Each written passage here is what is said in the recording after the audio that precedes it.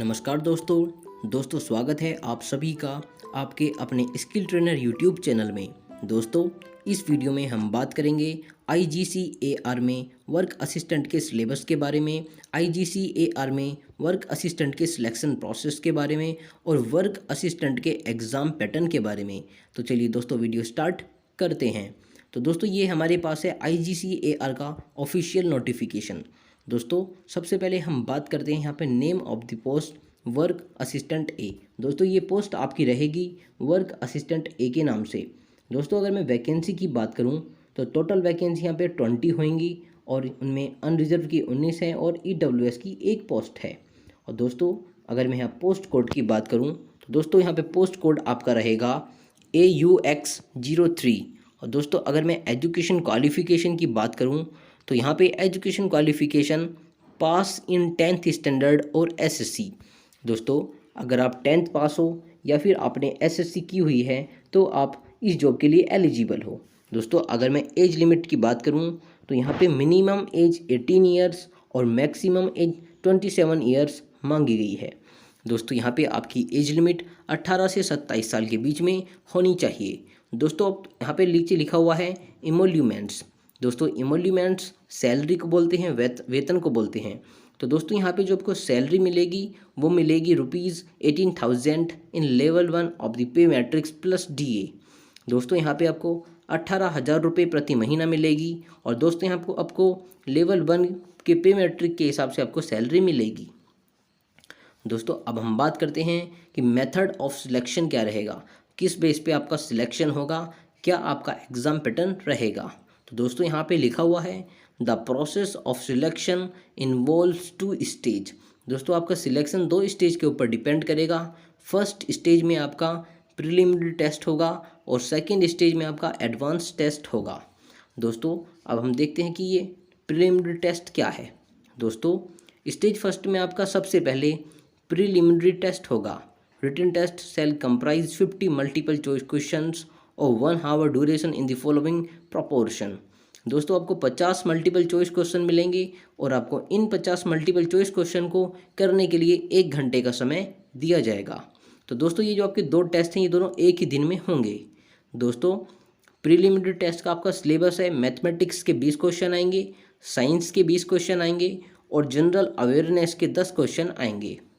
दोस्तों यहाँ पे सेकंड पॉइंट लिखा हुआ है 3 marks will be awarded for each correct answer and 1 mark will be deducted for each incorrect answer।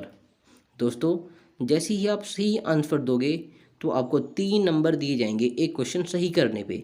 अगर आप एक क्वेश्चन को गलत करते हो तो यहाँ पे नेगेटिव मार्किंग होगी, आपका 1 नंबर काट लिया जाएगा।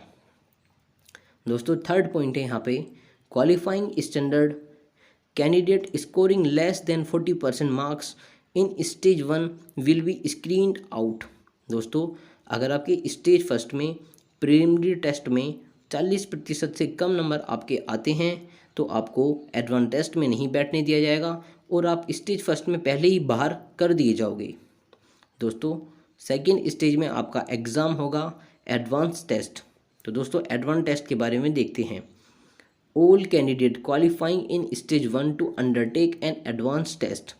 दोस्तों एडवांस टेस्ट में वही लोग बैठ सकते हैं जो स्टेज फर्स्ट में प्रीलिमिनरी टेस्ट में 40% मार्क्स लेकर आएंगे, वही लोग एडवांस टेस्ट दे सकते हैं।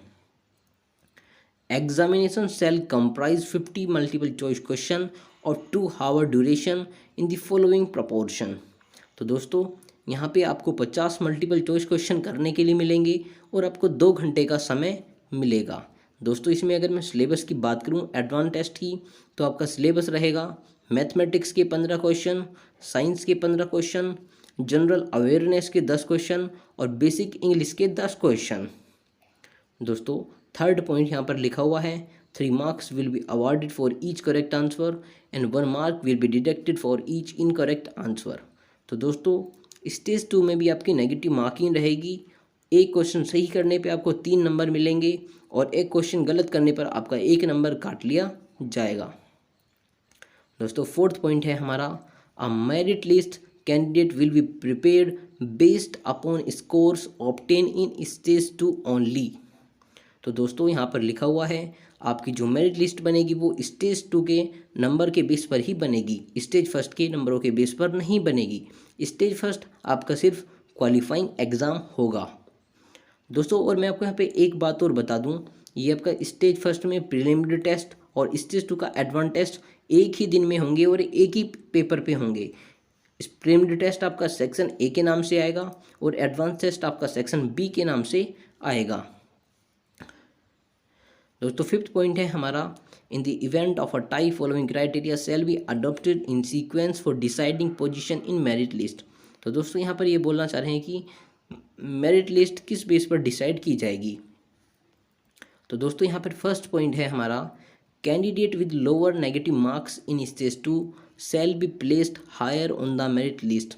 दोस्तों यहाँ पर ये बोलना चाह रहे हैं जिस भी कैंडिडेट के स्टेज 2 में नेगेटिव मार्किंग मतलब कम होगी और उसके ज़्यादा नंबर आएंगे स्टेज 2 में, तो उसे फर्स्ट वरीयता दी जाएगी दोस्तों। सेकंड पॉइंट है हमारा, candidate with higher marks in stage 1 shall be placed higher on the merit list. तो दोस्तों जिस कैंडिडेट के स्टेज फर्स्ट में ज़्यादा मार्क्स आएंगे, कम नेगेटिव मार्किंग होगी, उसको भी यहाँ पे वरीयता दी जाएगी मेरिट लिस्ट में दोस्तों। थर्ड पॉइंट है हमारा, candidate with lower negative marks in stage 1 shall be placed on higher on the merit list. दोस्तों जिस कैंडिडेट के फर्स्ट यानी कि आपका जो प्रीलिमिनरी टेस्ट होगा उसमें जिसके भी ज़्यादा नंबर आएंगे, कम नेगेटिव मार्किंग होगी, उसको यहाँ पर मेरिट में वरीयता दी जाएगी दोस्तों। फोर्थ पॉइंट है हमारा, candidate with higher positive marks in mathematics in stage 1 shall be placed higher.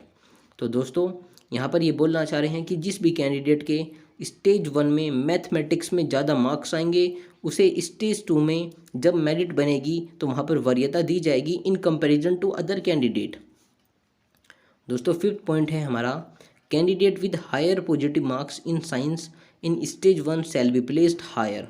तो दोस्तों यहाँ पर भी सेम मैथ वाली बात है, जिस भी कैंडिडेट के स्टेज 1 में साइंस में ज़्यादा मार्क्स आएंगे तो उसे भी जब लास्ट में फाइनल मेरिट बनेगी तो वहाँ पर वरीयता दी जाएगी in comparison to other candidate दोस्तों। यहाँ पर कुछ बात लिखी है, please note that stage 1 preliminary test and stage 2 advance test will be conducted in a single session as section A and section B.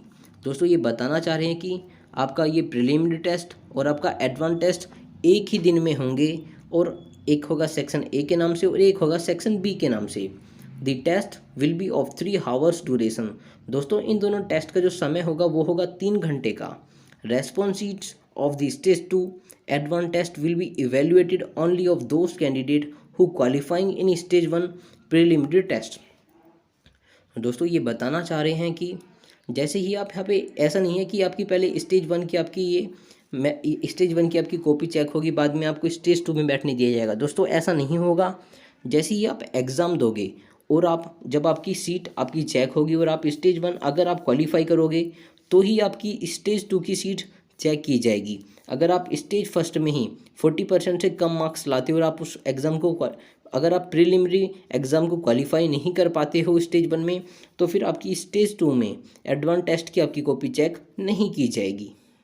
तो दोस्तों मुझे उम्मीद है कि यह वीडियो आपको पसंद आई होगी। और दोस्तों अगर आप वर्क असिस्टेंट के सिलेबस के बारे में जानना चाहते हो और जानना चाहते हो कि IGCAR का क्या काम होता है, तो आप हमारी वीडियो की प्लेलिस्ट में चेक कर सकते हो। और दोस्तों अगर आप हमसे कुछ कमेंट में पूछना चाहते हो तो प्लीज़ आप हमें कमेंट बॉक्स में कमेंट करके पूछ सकते हो। दोस्तों थैंक यू। जय हिंद, जय भारत।